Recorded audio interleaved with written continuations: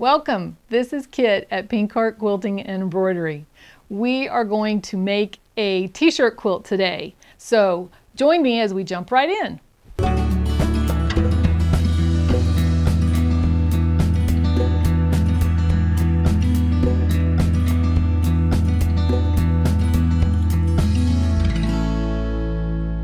Okay, so let's start with the first shirt. And I generally will deconstruct each shirt the same way, and the method that I use is a relatively quick method, so it goes relatively quickly. So the goal here is to have as much of the fabric available to you for parts of the project as possible. When you are cutting this, you may use the back side to applique another item onto. You may need pieces of it for borders. So you want to keep as much of it intact as possible. So on to the fun part. Let's get the rotary cutter out. So for the rotary cutter, that's the way that I do it. Some people prefer scissors. So if you prefer to use a pair of scissors, that's definitely another option. But and you will see that I am left-handed, so you will see me do things left-handed and right-handed. I'm not ambidextrous by any stretch, but for some reason when it comes to sewing and this kind of thing, I tend to do things with both hands. So, so with this sleeve laid out, I can take the rotary cutter and I just run it right along the seam. It's not a perfect science. It doesn't have to be, exact at all. And then I can take this sleeve, and sometimes I might use scissors for this step. Now I have a piece of fabric that is, let me take it off the shirt so you can see it.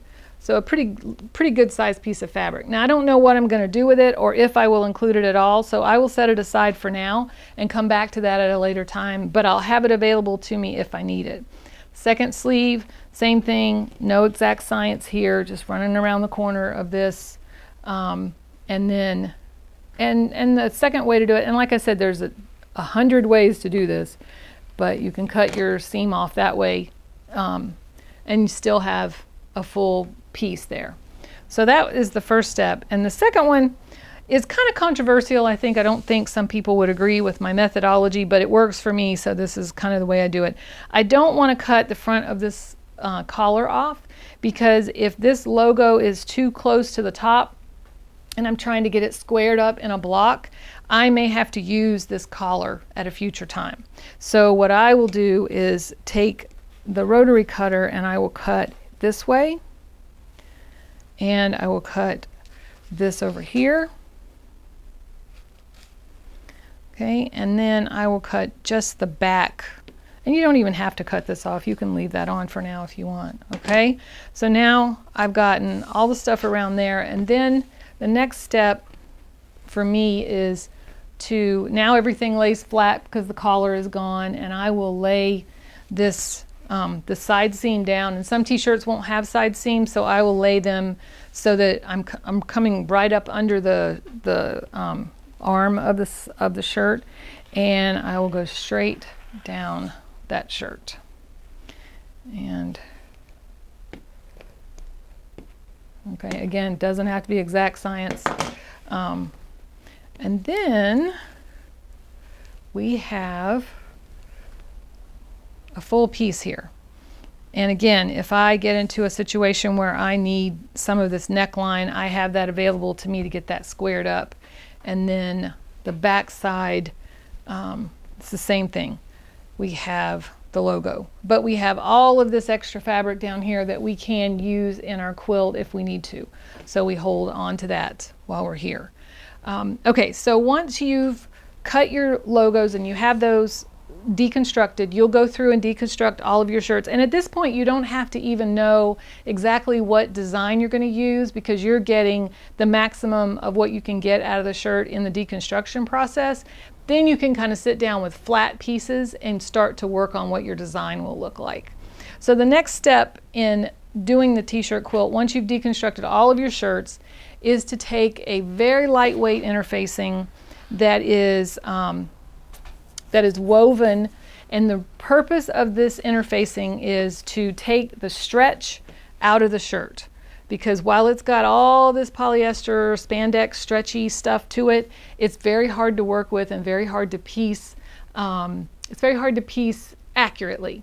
So if you can stabilize this by taking that stretch out, now it behaves more like a quilt, a real quilt, or a quilt that you might have ever done in the past. So I use Pellon P44F because it is lightweight and it has adhesive. The side that has the bumps is the adhesive, so I use this kind of interfacing to stabilize my shirts. And the way that you do this is you cut this interfacing so that it's bigger than your logo, right? So I tend to cut quite large and come back to it. I pick up this particular interfacing is something that every time Joann's puts it on sale, half price, I will pick up a roll of it because I use it quite a lot in t-shirt quilts for customers. So you take this to the iron, you follow the instructions, the Pellon instructions for this particular interfacing, bumpy side up because that's the adhesive, onto the back side of your shirt, and you go to the iron and you iron that according to the instructions. All right, and you do that with all of your shirts and everything, anything that's stretchy that you're going to include in your quilt. If you are using, we haven't talked about it yet, and I'm going to use them in the borders. If you're using something like a button-down shirt, you'll deconstruct the button-down shirt similar in that you'll cut away the seams and that kind of thing, but you don't need to stabilize that. You can skip the stabilization step because that will be that the cotton will already not have a stretch to it, so you'll be good with that. So first step, deconstruction, cutting up all the t-shirts and getting what you need. Second step, cutting your interfacing and ironing them. I happen to have a heat press, so I will put some footage in here of using the heat press to press the interfacing to the inside, but you can use a regular iron. The first couple of quilts I did was with a regular iron, so you can definitely use that method. It'll work just fine. So I'll step through this first shirt for you and show you how this works. We're going to put the shirt face down on the heat press. So if you're using a home iron, you would put this face down on your ironing board. You'd be sure that you've got the bumpy side down, and you want to, and I've cut these as we've talked about before, I've cut these a little large so that if I want to use some of the remaining part of the shirt for borders or other decorative elements, I have that already interfaced. And I'm going to add a cover sheet. Hope that's not too noisy on the camera. And push that in and press. And we let this go for about 30 seconds, and I'm using a temperature of about 340. You want to make sure that, again, your t-shirt is face down on the bed of the ironing board or the heat press to assure that you're not going to damage the logos or decals on the front of your shirts.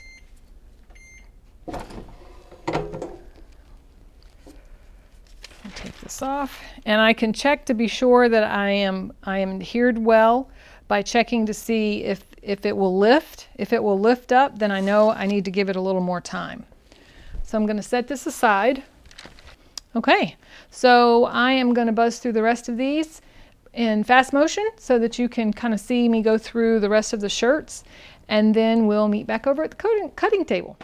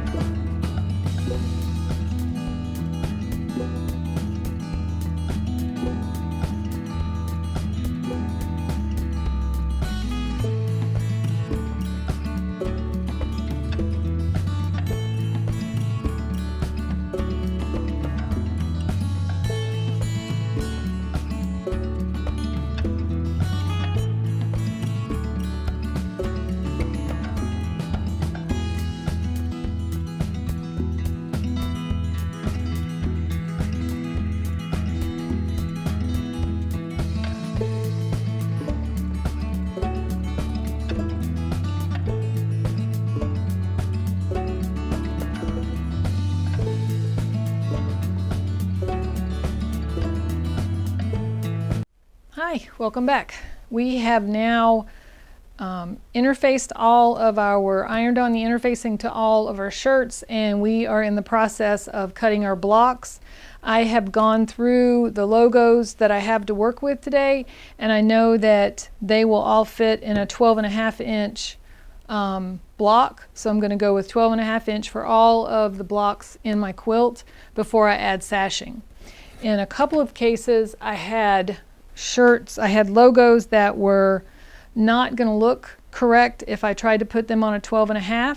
So what I've chosen to do is cut them into 12.5 by 6.5, and I will stitch those together, and then once I stitch them, they will each be a 12.5 inch block that then I can include in my quilt and continue with the block theme. So that is what we're doing today. So let me show you how we are cutting some of these shirts. So this is a shirt that will be included in the quilt, and my square is 12.5 inches, and I always know that I'm going to lose a 1/4 inch all the way around in the seam allowance. So I hold this and I try to look at the widest part, and I can see that at the widest part I'm a 1/2 inch off, so I want to slide this so that it's a 1/2 inch on the other side, so I know I'm centered. And then I see lettering at the bottom, so I want to adjust this a bit to line up the lettering. And what you'll find in t-shirts, which is kind of interesting, is that sometimes t-shirts are not square, the logo is not square on the shirt. So sometimes it will feel like you're cutting it crooked, but as long as the design is straight and equal on both sides and top and bottom, then you'll have a good result. So keep that in mind. And so now I'm going to look, I know I'm 1.5 inches off the top, and I'm going to take that to 1 1/4 inches. Well, actually, that's 1 3/4 inches. So that's 1 inch at the bottom. So that's about, and I'm still a 1/2 inch off here, a little more over there. So I'm the widest part of the logo, I'm about centered there. My lettering is centered, and I'm about centered at the top and to the bottom, and top to the bottom and to the top. So with that, I hold my my ruler and I cut, and then I hold the ruler again, trying to make sure nothing shifts, and we cut. And then one more time on this side. Okay, and then to prevent any kind of rotary cutter police coming for me for cutting in the wrong direction, we will turn the item and cut this last side. Okay, so that looks pretty good. So we go through all of the shirts and we continue to do that. We save any extra shirt material that doesn't get cut away. I'll do one more so you can kind of see how this works. Again, I know I'm going to lose a 1/4 inch off of each side. I want to be sure that I am equal, so I'm looking at how far I'm leveling up one of the lines to the bottom. I know I'm 1.5 inches off the bottom, but up here I'm 1 inch, so I'm going to push this up actually from the bottom of the most southern part of the logo. I've got 1 inch, and up here I've got a little more than 1 inch, so I'll slide that down a little. And then side to side, I can see that I'm in a little over 1/2 inch there, 1/2 inch. So we'll get a little more than 1/2 inch on each side. And then keeping in mind, you're going to lose a 1/4 inch on all those sides. But that looks like that fits well. So we'll cut all 4 sides. Firmly hold on to your ruler so it doesn't slide. It's very easy for the ruler to slide.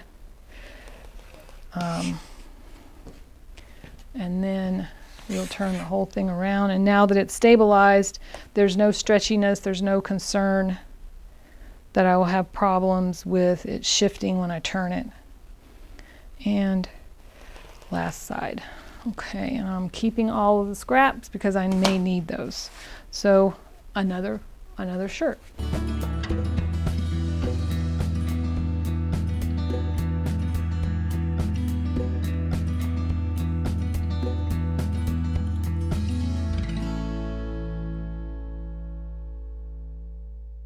If you enjoyed the video, please hit the like button, subscribe to the channel, and if you'd like to be notified as we upload videos, please hit the notification bell.